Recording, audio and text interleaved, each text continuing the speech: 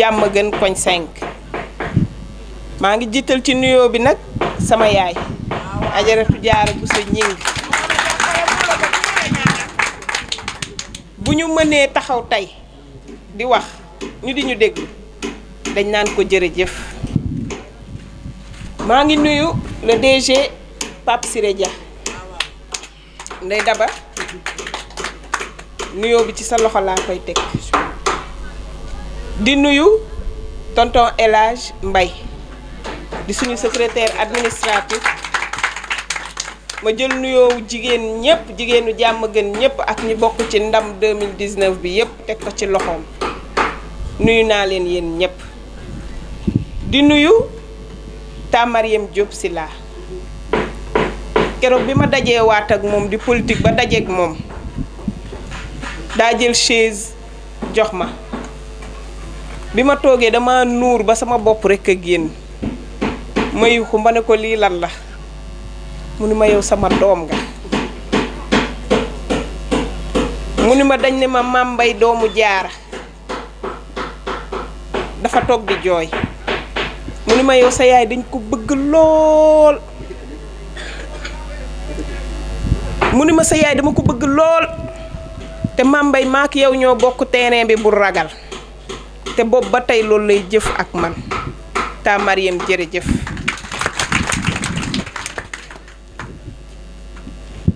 di nuyu maam Seynabou Ndiaye démb moo doon def ndogu fee ci Diamaguène ci kaw moom it mu ñëw ànd ak Pape Siré Dia ñu war a liggéeyal président Macky Sall maam Seynabou dalal ak jàmm li nga def da nga ko yéex a def may nuyu Adja Ndey Daba Mbuub di la dalal moom yaatu ginnaaw laa ko tudde ku ñëw mu uuf la nga ànd ak Pape Siré Dia ak nga bañ a ànd ak Pape Siré Dia ku ñëw mu uuf la kon Adja Ndey Daba jërëjëf. ba muy dem Màkka daf ma woo téléphone mu ni ma sama doom ma ne ko mu ni ma DG damay yóbbu Màkka te bu ma sañoon yéen ñëpp ngeen teew DG ñëpp la du sama DG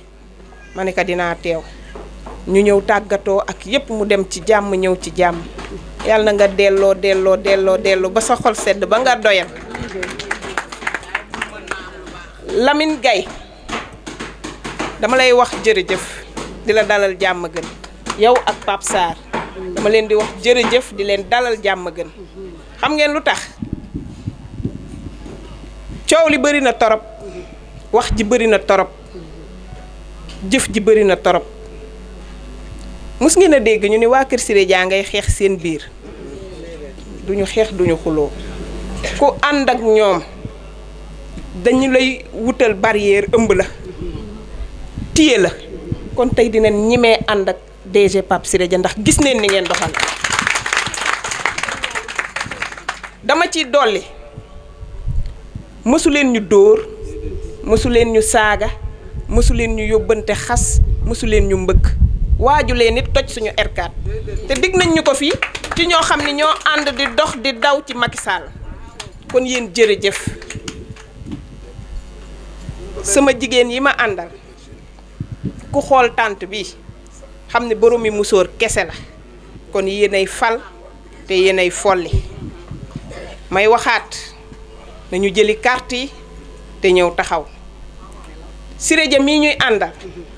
nee na lu mu yor yéene nañu ko lu ñu bëgg mënal nañu ko waa lu tax duñ ko jox suñu loxo ànd ak moom. Pape Sarr Lamine Ndey Daba dama bëgg ngeen wax DG géwél amul de géwél amul ku gis nen ni nen a ngi su ma sañoon tey DG day ñëw fii toog su ma sañoon DG day ñëw fii toog li ñuy wax ñu jàkkaarloog moom di ko wax ana ndey seen Anta Gueye Umu Xayri Awa Sarr kañ la woon yàgg na lum ñu wàcceel fii brouette bale râteau pelle masque boole ci ni bu doyul ma dollil leen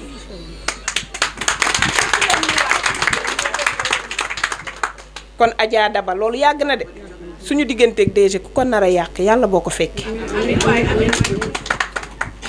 mu defal ñu nag jëf ju baax di def lu rafet biir Thiès di régler emploi des jeunes di joxe financement des femmes jigéen ñëpp bindu nañu fee teg bu ñu jógee fii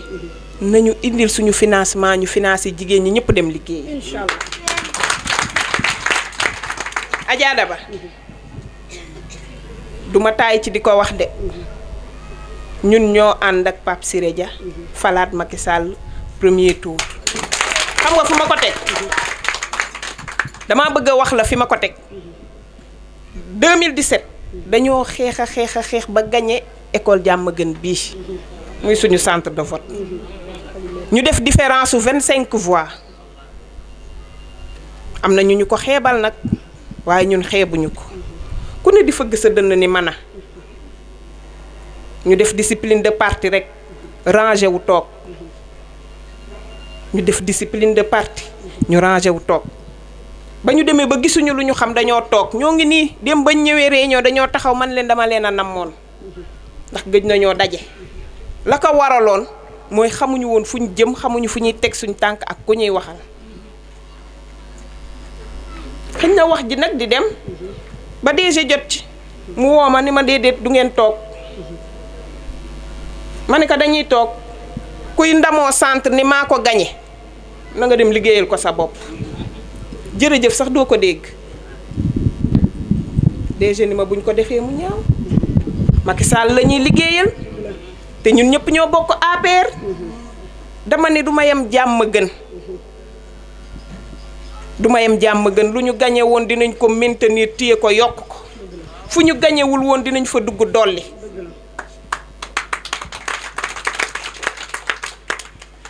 ma ne ko ah DG yaa ko wax mu ne ma maa ko wax te lu ma wax def ko na ma fi bakkan bàyyi ñu jugeeti ci loolu mu ni ma du ma yem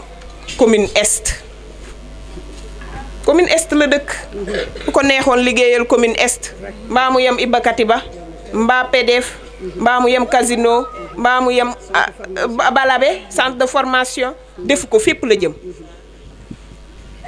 nee na ma waxuma la commune est waxuma la 3 communes urbaines yi waaye Thiès ci boppam bi ma président defee tête de liste ba tey croisé lewu ma samay bras te gis nañ ko teg nañ ci suñu loxo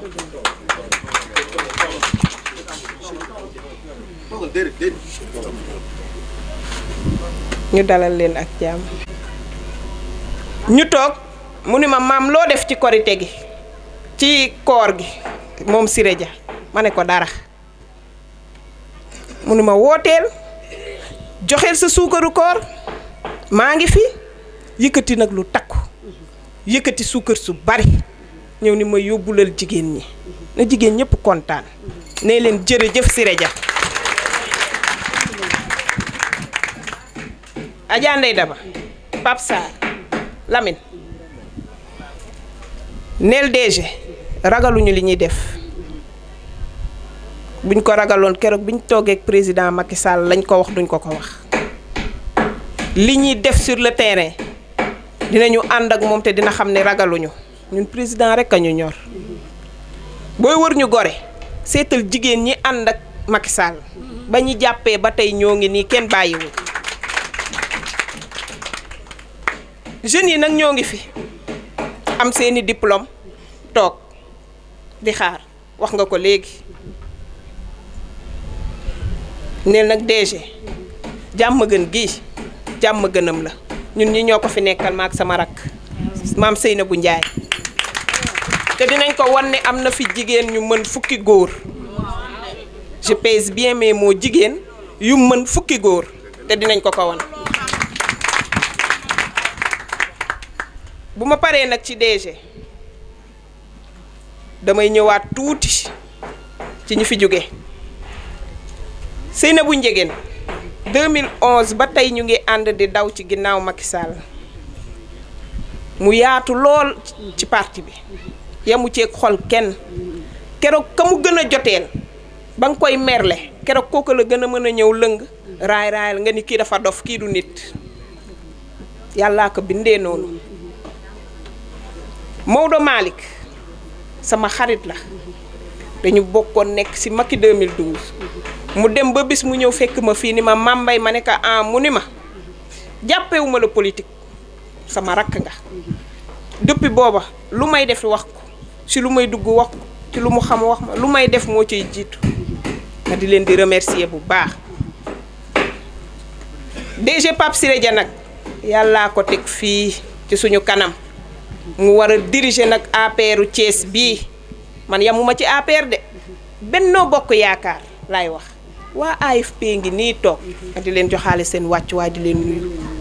koo ci woon ni leen ñëw leen Pape Siré Dia moo woote kenn du tardé ñoom ñëppay dikk. Siré Dia nag ñii dañ naan APR ñii naan département ñii naan commune ñi man dama ni da ko def directeur de campagne 2019 mu gañeel ko jox ko ndam ndax Thiès metti woon na torop 2017 Thiès metti woon na torop ñu def ko tête de liste ragalul dawul en arrièreul keroog ba liste ya génnagul dañoo annoncé ci rajo bi ca ngoon sa la woote réunion résidence ñëpp ñëw toog mu ne lu ci war dinaa ko def duma ci dentu ginnaaw ndax président dama wóolu jox ma loxoom man dama ni sax waruñu woon a toogaat ci diggante bi naan calcul la ak kii la wala kee la ba mu ko defee tête de liste la ko jox Thiès kon amatul ragal nañ leen wàcc sur le terrain def ci li ci war taxaw jox président Macky Sall ndam dès le premier tour. loolu weesoo nag ma sant ñëpp gërëm ñëpp ñaanal ñëpp rawatina nag sama yaay sama xarit su ma gëstoo gis ko sama xel day dal su ma làmbee daj ko sama xel day dal dama toog seen oto bi ñëw dama ne lay jóg ma ne lii neex na ba pare lii bu ñu yemale woon foofu tànt yi sax neex na ba pare ñu ngi lay sant di la gërëm yaay di la ñaanal yàlla gudd fan ak wér gu yaram gudd fan ak wér gu yaram du ma ni sama xarit la mais ñun suñu moroom la lañ ko def ci diggante tànk yi la ñuy uuf li ñuy mag boo tàggoowee mun la déedéet toogal léeg-léeg mun la naa la may paas ma ne ko paas fay ma doog a toog lu ne la ñuy wax ak moom lu ne la ñuy def ak moom te dañ koy diri fu ne lañ koy yóbbu keroog taa Mariam ba may ñëw sa kër moo ma indi ba sa buntu kër fu ma jëm yaa may yóbbu chauffeur dawalal mu dawal ñu aj suñ tànk ci kaw ñu ngi lay ñaanal yàlla yal na sa taxawaay yàgg yàlla boo dajeeg lu la jaaxal ci sa njaboot yal na la yàlla fay sa xol fay la li nga sonn ci sa njaboot ndax moom it jigéen ju mën ñaar fukki góor la macha allah jigéen ju mën ñaar fukki góor la ñu ngi lay sant di la gërëm maa ngi sant nag waa jàmm gën rawatina sama waa koñ.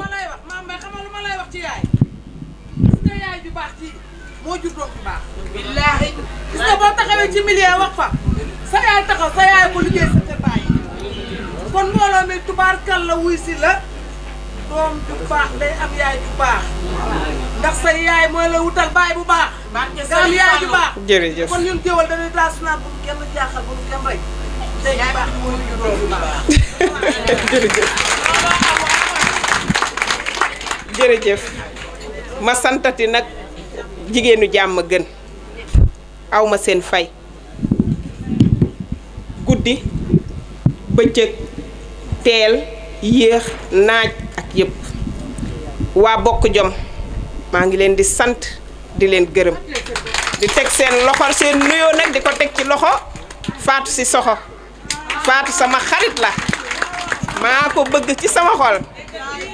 di nuy di wax jërëjëf sama ay jabar dama fay am ay jabar nag jàmm gën ba jàmm gën daj am naa fi fukki jabar ak juróom-ñeent ku ci ne maa la raame wàcce la dugal la sa kër ñu tuddee ma sa taaw sant naa leen gërëm naa leen may mun a mbay yéen a moom nuyoo. nekk maa ngi lay nuyu sa tur ak sa sant Mame Mbaye ñuy wax lu dul kontaanati kàddu yi may jël kàddu cant ak ngërëm rek la ndax tey damaa sonn volet bi ma waroon a wax sama càmmiñ sunu góoru bopp communicateur hors pair militant bu mag bi directeur général bu mag bi aussi Maodo Malick Mbaye egsi na xam naa ni li may samay ngërëm ak cant rek dama koy dëxëñ ci biir waxam ndax tey ku dul woon yow rek mënuma génne Thiès tey damaa sonn mais yow Guèye mënoo def lenn loo xam ne ñun ñii duñ ci jóg taxaw ndax sa jukko soo gisee tey le président du mouvement Gëm sa bopp Maodo Malick toog Marème Diop si la feggu nële ndey dama ñëw ak responsable APR yépp yaa ñu fi indi Mame Mbaye dama la ne dañuy ñaan yàlla ñaan tamit ci weeru koor wi weeru sell wi jaamu yàlla guñ ci jaamu yàlla yal nañ ko yàlla booleeg yow yàlla fii ak ëllëg heure bi déwén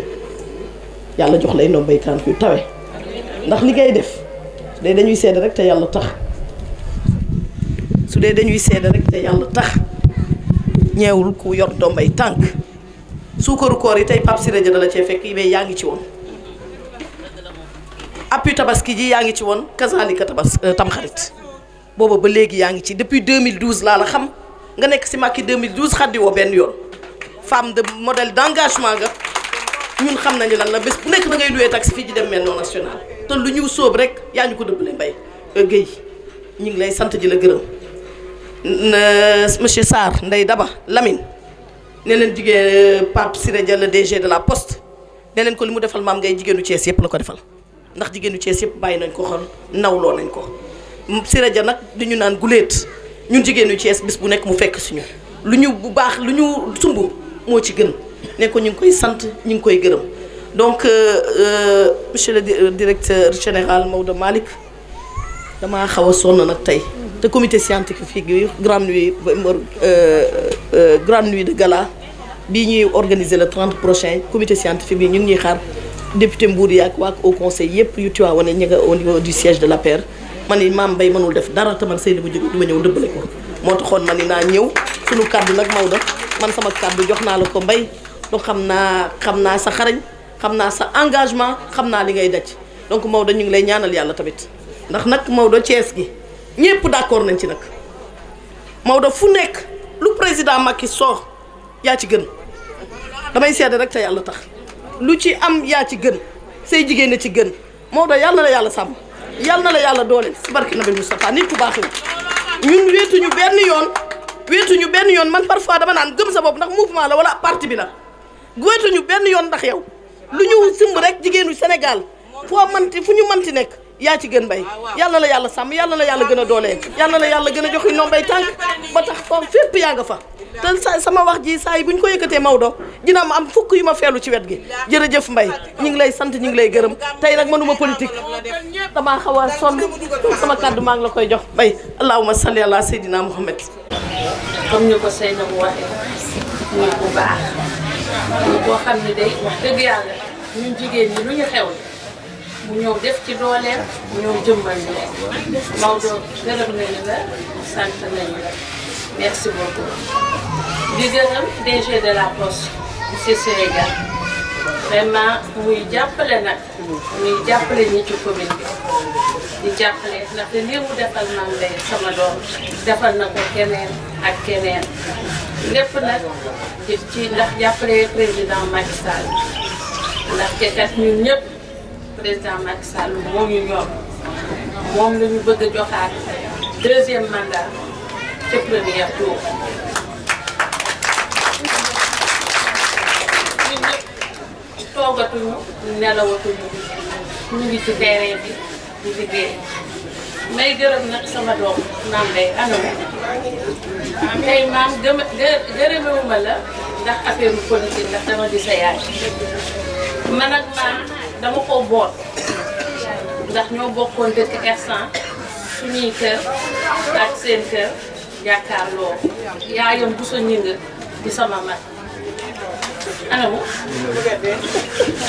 moso nuyu naa la xaw ma sax nit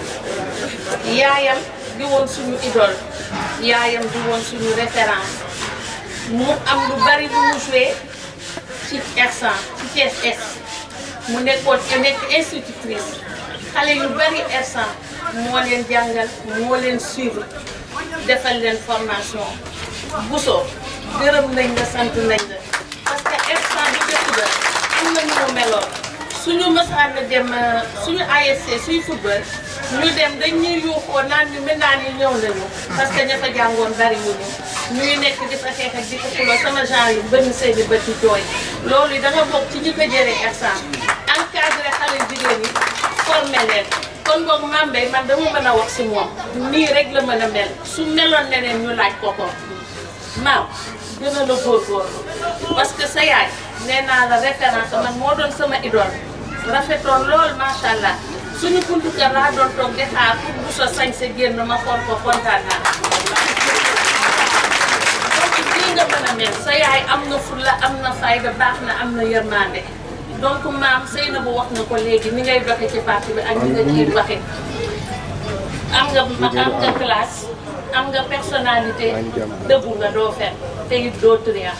dama lay wax ne la continuer noonu man maay sa yaay fii nii ci parti bi man maa fi sa yaay te boot naa la donc du ma guddal di baluwaat ñëpp ak di leen wax ni kontaan naa trop tey dama xëyoon dem Dakar parce que lii mënu ma ko woon ratee dama demoon nag tam yóbbu ay sukkaru koor donc 8 heures laa fi jógee damaa lem yoon bi ñëwaat parce que lii mënu ma ko woon a ratee ndax moom moo ma ko jaral merci beaucoup Ndeye Daba nuyu naa la bu baax nuyu naa leen yéen ñëpp nuyu naa Ndeye Daba di ku baax la di lu ne ci DG de la Poste Ndeye soo soxoroon maa nga iñaan tey buntu bi doo ko ubbi mais ku ñëw nga ubbil ko macha allah mention spéciale. nuyu naa leen yéen ñëpp gis naa leen ah. Sarr nuyu naa leen ndax Diallo yéen ñëpp merci beaucoup nuyu naa waa Diamaguène. asalaamaaleykum waa Diamaguène maa ngi nuyu ñi fi teew ñëpp di leen sant bu baax di leen gërëm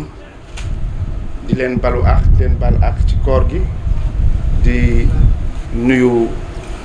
Marème Diop Sylla kàddu yi mu yëkkati léegi mu nekk kàddu yu rafet moom ñu xamoon ko depuis son excellence nekkoon suñu grand Mame Balla yal na ko yàlla jégal te yërëm ko kon nuyu aussi ma sœur Seynabou Ndiéguène bi fi jóge léegi ak tous les responsables yi nga xamante ni ñoo fi teew Ndeye Daba ak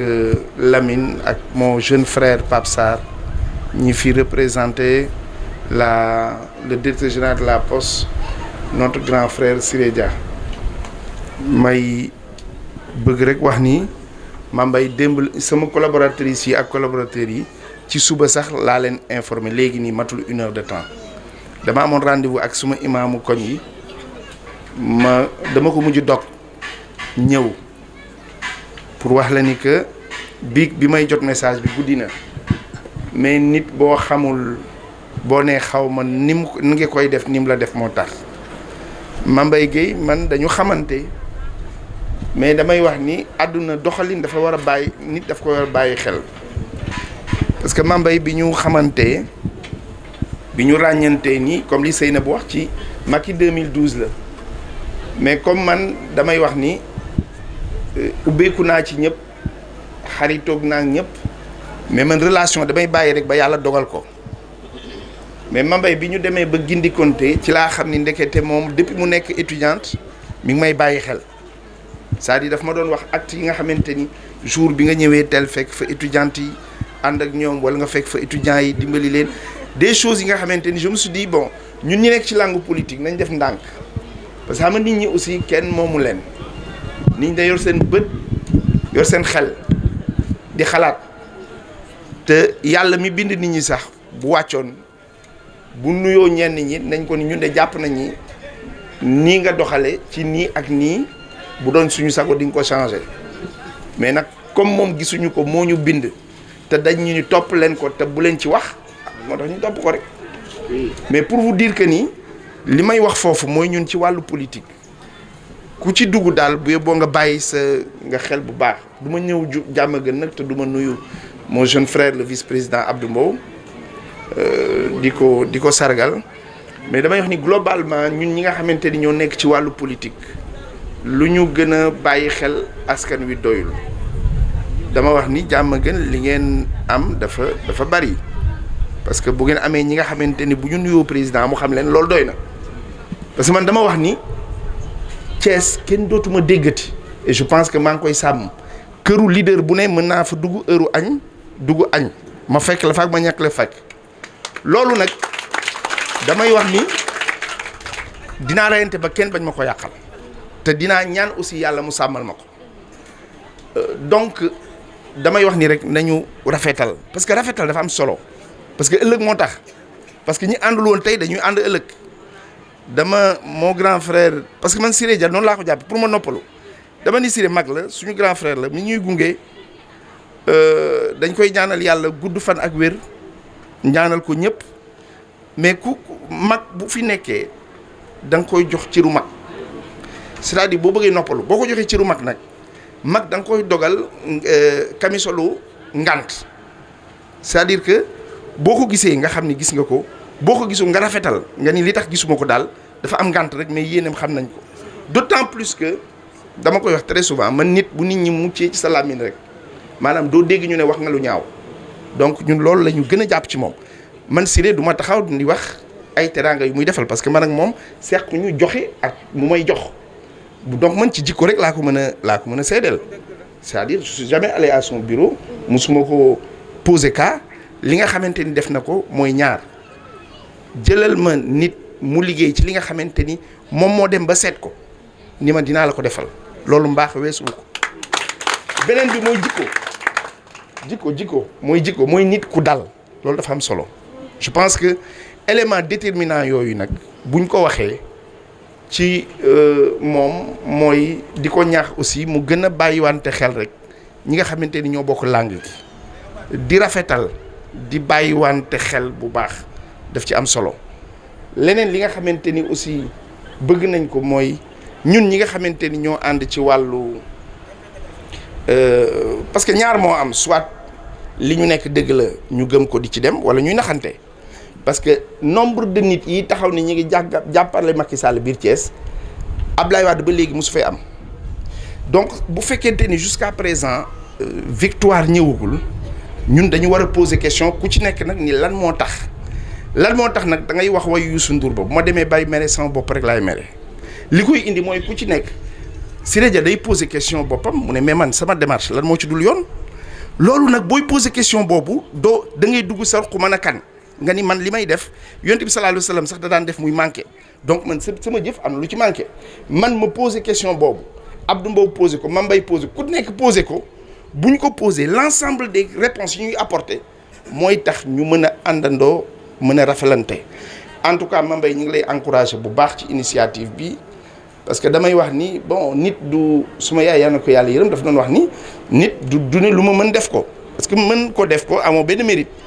mooy ngay def li nga xamante ni xam nga ni mënoo ko mais ngi jéem loolu ak njàmbaar la en tout cas li ñu leen di gën a woo ci ñëpp nag mooy ñu xoolaat taxawaay yi ñu gën a yaatal dënn yi parce que politique ñaar la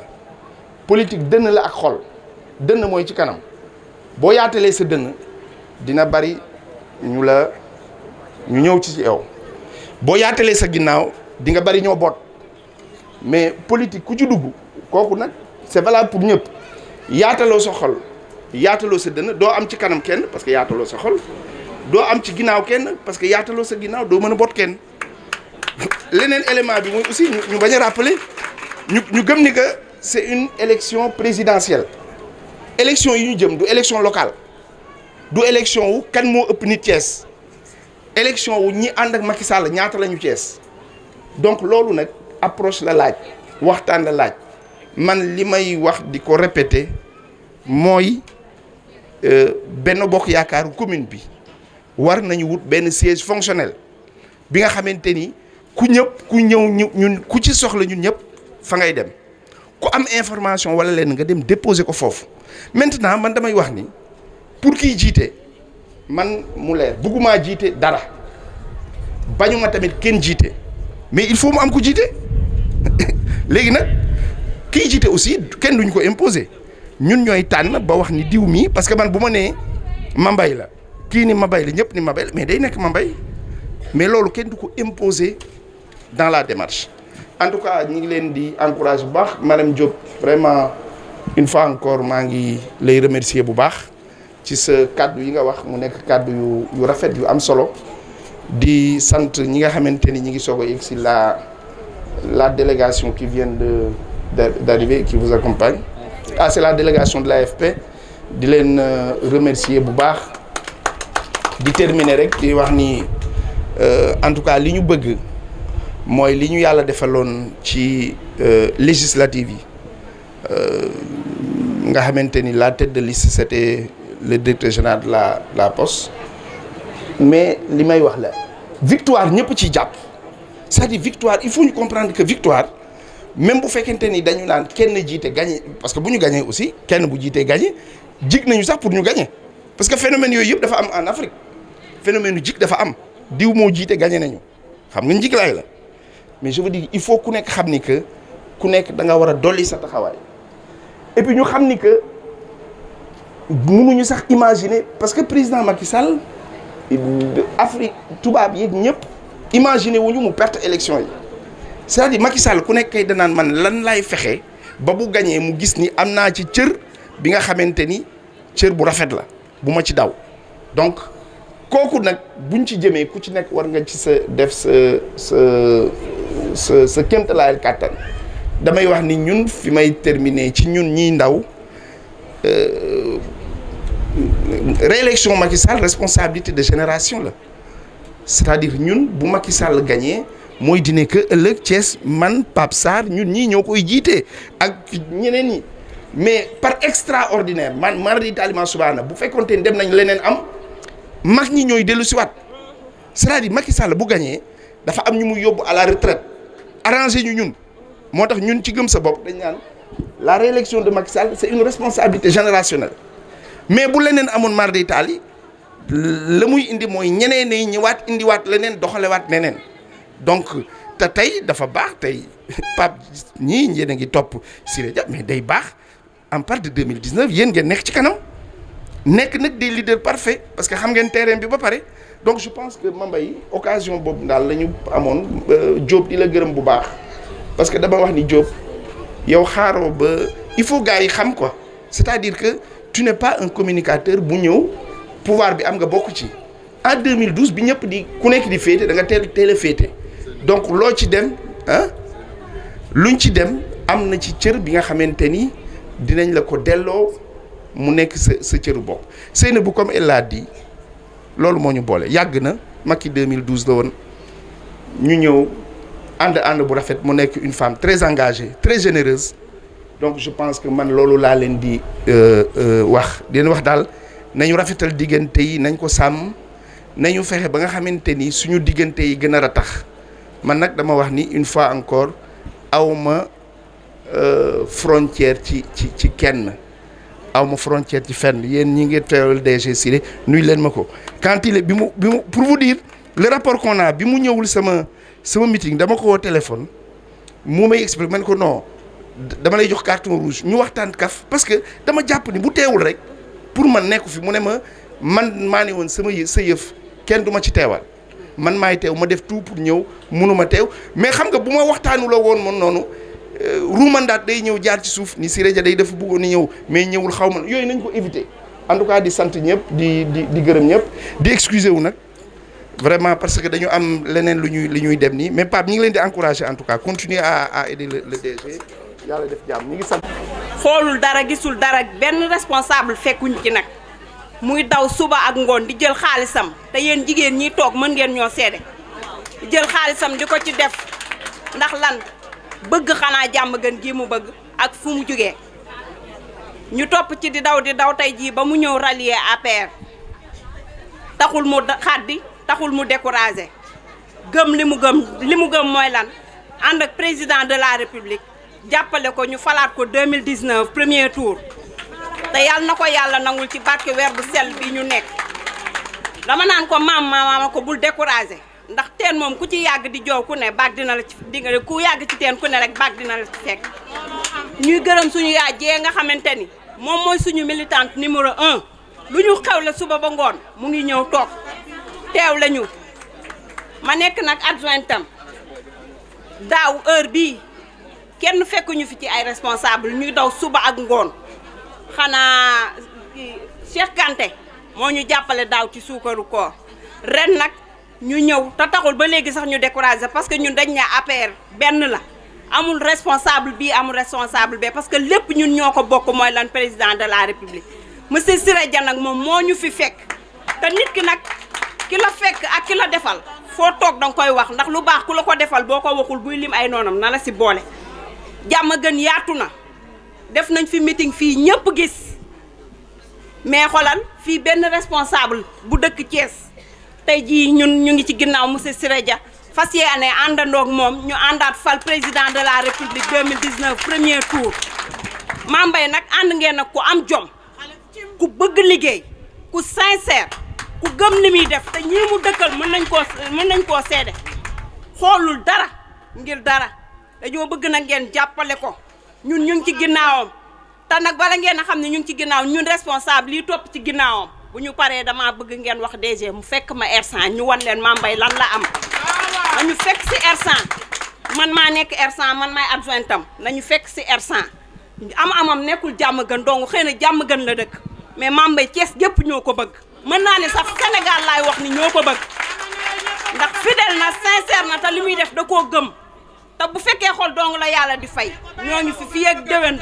balaa ci weer bu sell wi ñu nekk bu fekkee li ñuy ñaan li yàlla ne ci weer bu sell bi lu ci diw ñaan yàlla ñaan mu nangu maama na ko yàlla dinañu àtte yàlla na la yàlla fay sa xol maa ngi yemale wax ci asalaamaaleykum onge billahi mina seytaan rajim bismillahi rahmaani rahim ginnaaw ba ñu santee yàlla julli ci Seydina Mohamed sang-sang yi ñu ngi sant suñuy ñaari waajur di boole cant ak gërëm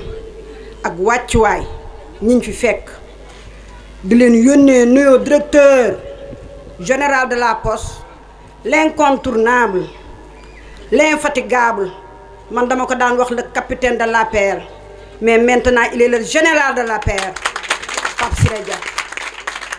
du nuyu ñu fi fekk waajur yi Mame Mbaye Guèye ñu ngi leen di nuyu DG de la poste nee na mi ngi lay jox sa wàccuwaay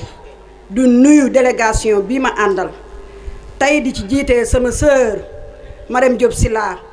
la grande dame une battante du nuyu na bu njëgeen mi fi jóge léegi du nuyu samay frère ak sama doom yi ma àndal Pape Sarr Lamine Gaye jàmbaaru Siré Dia yi du nuyu les femmes battantes yi ma taxawal Mame Seydou Ndiaye démb la taxawal le directeur général de la poste fee ca jàmm gën wattu jumaa ja tey di nuyu Mame Mbaye Mame Mbaye soyez les bienvenus parti bi yàgg nga fi da ngay feddaliwaat rek di defaraat sa taxawaay waaye yow yàgg ngaa taxawal Macky Sall le directeur général ni kontaan nañ ci yéen Mame Mbaye DG nee na mi ngi lay gërëm di la sant di la jox sa wàccuwaay nee na boo dikkul woon sax loo bëgg ci jàmm gën dina la ko defal ndax Macky Sall rek a la ñor nee na le réveil de l'emploi des jeunes yi mu def à Thiès commune ak département def ko fépp au niveau national nee na moom la bëgg a def jàmm gën nee na emploi yi mu def ci dëkk bi def ko kees au niveau national nee na jeunes yi ci jàmm gën dafa bëgg ñu yeewu ku ne di am looy jox say waaju du fay courant di jël dund Macky Sall rek ko ñool ak falaat ko nee na financement des femmes yi mu def bu yàggul lool def ko commune ak département ñu defoon ko tête de liste départementale nee na Mame Mbaye bu yeboo nga ni sa jigéen ñi nanu taxaw nanu toog mi ngi ñëw te bu dalee sa kaw di nga xam ne financement yi mu def fépp na ko def jàmm gën nee na li mu def ci lieu de culte yi néegu yàlla yi dunde allahumma salli ala Seydina Mouhamed Pape Siré Dia li ma naan balaa ngay doon taalibe da ngay doon ab jullit te jullit pire la nee naa ko mooy yaru c'est un champion kenn gënu ko mooy gaynde Siré Dia nee na man day daba du ma toog ba élection may jóg léegi laay jóg man Thiès bëgguma fi lenn falaat Macky Sall rek laa bëgg dès le premier tour ñu defoon ko tête de liste départementale dëkk da nga koy jox ko ñëpp rus kay def lu baax ñëpp bëgg ko te Pape Siré Dia ñëpp dañ ko rus à Thiès nitu yàlla la def ko tu lu baax la noonu leen waxante dëkk amu ci frontière fu waay nekk muy leader commune ak département fekk na la fa def emploi ca koñ boobu def ci lieu de culture def financement ndax nee na makee ko ñor mooy seen mag mooy seen doyen kon du fi seetaan kenn ku fa waay nekk rek Siré Dia fekk na la fa def lu baax fu mu am responsable it nee na la toog fa sant ba fa nekk sama raq ya ne fa fexe leen ba foofee ñu gañe fa ndax Macky Sall rek moo ñu ñor te ñooy àndandoo xeex li Macky Sall bëgg à Thiès di leen wax ni waa jàmm gën Siré Dia nee na mi ngi ñëw de maam Seynabou wool na ko démb la fille de Siré Dia est là près de moi une battante la lionne Siré kenn du ànd ak moom di rus buñ ko lebalee guddi bëccëg xam nga lu mu ñuy fay guddi ndax guddi amul naaj moo naan ku ma lebal liibar ma fay la kilo jomm naa kenn jàppale ma ba ma jóge fi suma tasanteeg yow am gàcce bëggul dara xam nga lu mu bëgg xam nga lu mu bëgg fal Macky Sall te defe naa dina am li mu def ci kees ànd koog frère am yi te frère am yi tax rek du nuyu au passage Maodo Malick mi fi jógee nit ku baax ku bëgg Siré Dia ku wekk Siré Dia ku respecté Siré Dia danoo toog un jour Siré Dia dégg benn annonce ci rajo muy école Cité Lamine bi mu dégg ko yónni benn suñu benn waay bu nekk ci ñu ni ko demal ma seetal école Cité Lamine bi école boobu ñaata lan fay def ba école ba baax mu ne non du ma yëgal sax Maodo Malick sama frère la kuy def lu baax doo ko yëgle day mel na da ngay ginigal àdduna kooku dem ñëw ni ko école ba coût ba 9 millions la boolewul daray wax ñu ko demal defar ko au nom de mon frère Maodo Malick ndax ku ma respecté la kon bëgg ak yaatal dënnam kanamam ak ginnaaw mënul weesu loolu di leen birneel ni mi ngi ànd ak ay frère am ñu góor les leaders à Thiès ñu góor ñi ak ñu jigéen ñi mi ngi tàllal loxoom nar leen a boot ba fa ñu jëm ndax unité à Thiès Pape Siré Dia moom la instauré à Thiès te loolooy am pour fal Macky Sall loolu lay def mi ngi ñaan yàlla bu fi dellu suwaatee balaay élection yàlla na seen doom yi liggéey financement des familles yàlla naa ko indi teg ko seen loxo teg ko ci sama loxo doom ji mu teg ko seen loxo te defe naa ni jàq yi mi ngi ci fan yi néew di ngeen dégg li mu def ci jàq yi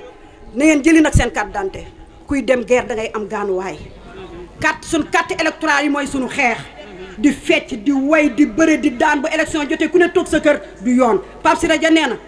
kartam mooy xolam kartam mooy armam fal Macky Sall ci Thiès partout au Sénégal mooy carte électeur yi jël leen seen at carte électeur ñun jigéen ñi nee naa ñoo mën ci kër ñoo mën ci àll ñoo mën góor ñi ñun ñi ñooy politique les femmes et les jeunes nanu taxawaat jàppale Siré Dia def li ci Thiès ñu fal ko Macky Sall xam ne waa Thiès taxawu nañu APR à Thiès te nag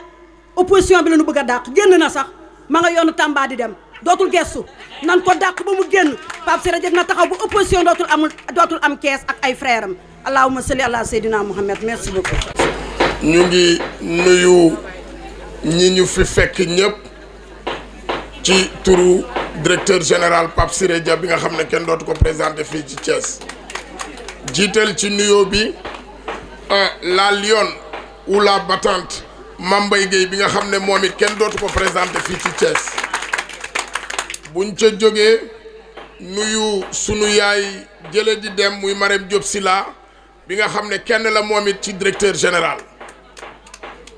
di nuyu jigéenu jàmm gën yëpp yiñ fi fekk ak jigéenu R100 yi ak jigéen ñi nga xam ne ñoom ñëpp soppey Mame Mbaye Guèye la ñu ngi leen di nuyu ci turu directeur général Pape Siré Dia di wax ne démb ñu ngi woon ci heure ndogu bi fii ci jàmm gën ñëw teewal fii Pape Siré Dia ci kër la responsable Mame Seynabou mi nga xam ne mi ngi nii toog moom it di kenn fii ci jàmm gën ñu nommé ko léegi mu baptisé waat boppam moom Mame Seynabou ne léegi elle ne s'appelle plus Mame Seynabou mais mi ngi tudd la fille de Siré Dia kon ma bëgg ngeen tàccul ma loolu lii Mame Mbaye Guèye def tey jii je pense que comme les gens ont l'habitude de le dire bis du tuuti borom lay tollool te ci weeru koor la ñu nekk boo mënee dajale femme de valeur yu toll nii ñu ñëw toog fii dagg seen préoccupation yëpp ñëw toog sa wet di la accompagner te boo leen fi téye woon tey ba 19h dañ fiy toog topp sa ginnaaw du ñu dem taali ndogu kon Mame Mbaye ñu ngi la ci féliciter di la ci encourager di la ci remercier ci turu directeur général li ci des nag mooy buñ fi ñëwee directeur général nee na foog ñu xamal mbooloo mi nga xam ne moom lañ fi fekk si tanga woo leen ne kenn nga ci moom nee na tamit mi ngi lay gërëm di la sant di la remercier ci sa taxawaay boo xam ni bi APR existé ba léegi kenn mosula cee jiitu ci jigéen ñi nee na foo toll ñu ngi gis Mame Mbaye Gueye à travers les médias Mame Mbaye Gueye à travers les rassemblements Mame Mbaye Gueye à côté du président de la République nee na kenn mosulaa gis yow nga des ginnaaw ci soxlay président de la République kon mi ngi la ci encouragé moom Pape Siré Dia ah li sabab nag compagnonnage bi nga xam ne moom moo nekk sa diggante ak Pape Siré Dia buñ fi ñëwee ba fii dinañ ko leeral ci askan wi leeral ko pour waa Thiès aussi ak presse beeg yépp ñu xam ko Siré Dia Ndeye Daba mi ñu jiitu wax na ci réalisation wax na ci ay jëfam kenn dootu ko présenté ti fii ci Sénégal Siré adduna wërngal këpp ay jëfam wër na fi ba nit ñi dañu naan modèle de directeur la boo xam ni dañ ko waroon di jàngale ci école de formation yi di ko jàngal ñi nga xam ëllëg dañoo am aspiration pour ñu diriger ñu jàngal leen jikko yi Siré Dia yor pour ñu koy mën a exporter partout dans le monde parce que jikko yi mu yor mooy doxal entreprise mooy doxal adduna ndax adduna lu fi waay wax te amoo njariñ nit ñi duñ la faale adduna li fi am solo mooy njariñ parce que boo bëggee financer groupement féminin yi day fekk nga am xol bu yaatu mën a joxe boo bëggee jox sportif yi day fekk nga am xol bu yaatu mën a joxe boo bëggee jox jumaa yi day fekk nga am xol bu yaatu mën a joxe te jikko jooju nag ah du ñu ne gisuñu ko ci ñeneen waaye Siré Dia am na ci ba mu doy xolam yaatu na mën na joxe am na sutura te ay mbiram boo ko waxee mu la si diine laa ko teg te kenn mës ko dégg mu wax ju ñaaw kon donc buñ fi ñëwee fekkoon Mame Mbaye Gueye nekk kenn koo xam compagnonnage am ak Siré Dia yàggoon na ndax mos na ko defal meeting ca Jaxaaw ñu dem fa keroog waa jàmm gën kenn desul ñëpp a ñëw ca meeting ba mu mobiliser lu rëy ñëw jël fa kaddu keroog wax digganteem ak Pape Siré Dia Siré Dia bàyyi ko muy liggéey ci APR ndax parti dafay am yoon mu ñëw nekk ca ñamu lëkkalooloon di liggéey waaye bu demee ba toog ba joxuñu ko considération fa mu nekkoon fulaaluñ ko faydaaluñ ko te moom mu nekk koo xam ni defe naa ne nag bu roccee loxoom ca ndam la ñu fay coow at ñay coow ne dañu am ndam la dootu fa amati ndax xam nañu poids politique am moom Mame Mbaye Gueye fii ci Thiès mu toog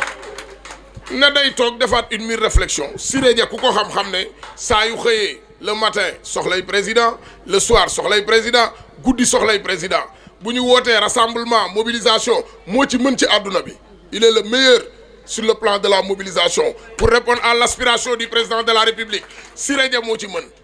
bi mu yoree nag bâton de sondam di xool li doxul Thiès ana ñi doon jóg ana ñi doon kii kuy wane ne fàttewul xam ne ñiy liggéeyal président ca la saytu woo Lamine ne ko waa Mame Mbaye Gueye je gisatuma mu activé wu lu xew ci la Lamine jël téléphone am ñëw déplacé wu mu yónni ko fi ñu ñëw seet si ko ci la ñu xool mu wax li ko naqari mu ne na ñëw wuy si ma kii du kuy toog ndax dañoo amoon ndam ci élection yi nga xam maa ko jiite woon ma pare ñenn ñi jël ay di ci def ay sabotage ak ku def waaye man du ma saboté ci mbiru président je vais accélérer la cadence ànd ak Mame Mbaye Gueye pour jàppale waat président de la République looloo sababoon ñu gisee ñoom ñaar loolu moo sabab ñëwum Seynabou loolu moo sabab ñeneen parce que ni ñu nekkee fii am na ñu nekk Jaxaaw am na ñu nekk Parcelles am na ñu nekk R100 ñu ngi dem bâton de sonde la yor fépp fu président war a sooxee rek wala gis nañ ne am na ku fay def loo xam ni dëppoowul ak luy jox président ndam aux élections de 2019 dès les premiers tours mu ne dem leen saytu ko loolu moo waral Mame Mbaye ñëw ah di leen rassurer aussi yéen waa jàmm gën ci turu directeur Mame Mbaye choix bi nga def c'est pas fortuit choix la boo xam ni tey Sénégal yëpp responsable yi fi nekk yëpp di jiite ku ci nekk boo takkoon ay bëtam di ko womat xam na Siré Dia dina dox ba ca Siré Dia kon nag yow tey bu mbooloo mi ñëwee nga defal leen choix porté ko ci Siré Dia pour ànd ak moom yóbbu nga leen fi jara yóbbu nga leen ci comme niñ koy wax ki nga xam ne moom la ñëpp di wër muy Siré Dia te ku la jox considération la kon te xam naa ne jàpp naa ne fi nga ko toll lu ñu séddale wala li muy joxe te jàmm gën de gëm naa ne ñun sax muy ëppale suñu koñ yi ñu dëkk léegi ndax fa mu teg Mame Mbaye Gueye kon donc at maam Seynabou aussi te des na yeneen éléments yi nekkaat jàmm gën yoo xam ne ñu ngi leen di séentu dinañu jox mission boobu Mame Mbaye Gueye at Seynabou képp koo xam ni doon na liggéeyal président te frustré wu gisul boppam parce que nag booy ànd ak leader yàlla kenn gënu fi kenn liggéeyu waajur nit di la gën liggéeyu waajur ci koñ yàlla def chance bi ñëw ñu jox la nga am solde boo xam ni dana mën a rassurer lu mat téeméeri nit mën nga leen ci jox bu weer dee ku nekk 200 000 te doo ko yëg yàlla bu la ko joxee nag da ngay am xel ndax booy ànd ak nit li ñu baax ñi di wax nga tane ko boo ko dimbaliwul bu la ko waxee bu la ko waxul jéppi na la waaw te Siré Dia dafa mën nitam kuy ànd ak moom doo namm dara doo namm le xale yi naan namuñu dara mais xool leen ñun namuñu dara à cause de Siré Dia te Thiès aussi képp kum fi nekkal du ñun donc quartier yi bu ñu joongee nammatuñu dara c'est grâce à Siré Dia moo tax jumaa yi rafleetuñu woddu na jumaa yi yiir jàkka yi jàppale ndaw ñi ci emploi dugal sportif yi les hommes de culture Samba Ndiaye mën na ma témoigner moom mi porte parole am bàyyiwul kenn soxla su dugg ci noppam Siré Dia dina ko faj parce que du gàntu kon nag ma mbay boo àndeek sa jigéen ñi nañ leen rassurer ne leen appel bi ñu def mooy au soir des élections du 24 bii ñu dëgmal ànd Mambay bi at maam Seynabou fii ci jàmm gën dañoo bëgg mu feeñ ci urne yi ñu ne Siré Dia kat dolli na cere dolli ñeex fii ci jàmm gën kon dafa war a feeñ ci urne yi bu baax a baax parce que moo yor cere ji moo yor ñeex ji ku mu dolliwul doo am moo fi nekk te yéene ko di ko joxe derrière le président de la république kon donc ñu ngi sant ñëpp di gërëm ñëpp ci turu directeur général di gërëm waa AFP yi nga xam ne ñu ngi fii parce que lu ñu mën tey c'est le Benno Bokk Yaakaar te AFP kenn demul ñu des ñu fonk Siré Dia lañu ñu gëm Siré Dia lañu toujours ñu ngi indi seen contribution ci luy développer Siré Dia kon donc Maodo Malick aussi ñu ngi koy sant di ko gërëm moom ku ñàkk ci ñaan la c'est un frère du directeur général de même que Seynabou Ndiéguène bi nga xam ne jigéenu Siré Dia la kàddoom yëpp ci Siré Dia la koy tàmbalee ci lay jeexale di remercier aussi Chérif Abou Diab yi nga xam ne moom moo yor mouvement Macky rek moom it bi mu xool xam ne Thiès mouvement de soutien di dem rek da nga fiy topp ci président teg mu jël mouvement am seeyal ko ci ginnaaw Siré Dia ne mooy magam ànd ak moom kon tey loolu ku ñàkk ci ñaan a koy def ba pare boole ci activité bu ñu def day ñëw fësal boppam wane ne moom mi ngi ci ginnaaw Siré Dia kon amuñu sa fay Dia yal na yàlla yàggal sa taxawaay defal la li nga bëgg sa diggante directeur général yàlla defal la ci lu kawe sa njort kon ñu ngi sant ñëpp di gërëm ñëpp di remercier Mambay une fois de plus di ko wax ne ko li Siré Dia doon wax kër gi xam nga ko nee na nitam ki fi ñëw démb at ki fi ñëw tey ki fi nekkoon démb ki fi ñëw tey ñoo fi boo koy am kon kër gi da nga fi am war a di dogal di def di dindi te ki nga koy defal jar na ko te incha allahu rabbi ñi nga àndal ñëpp dinañu xam ne yóbbu nga leen fi jara yóbbu kon ñu ngi remercier yëpp vive Siré Dia vive le président Macky Sall.